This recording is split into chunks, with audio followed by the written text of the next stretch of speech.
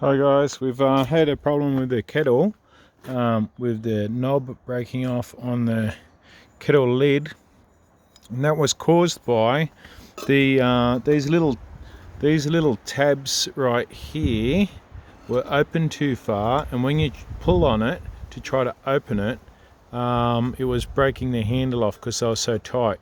But if you just push them in a little bit, it will cause less resistance for the lid to go in and out. And to fix the problem with the knob broken, if you just simply drill a hole in the top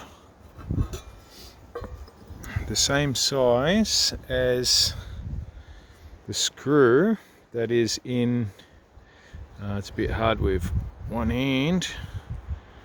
There's a screw in the bottom here which was spot welded to the lid. If you remove that, I'll just do it, and then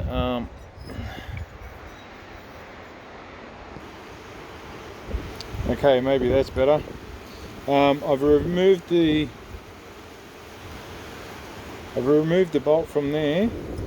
I put it through the hole that I drilled in the bottom there, and then we're just going to screw it back on, just like that.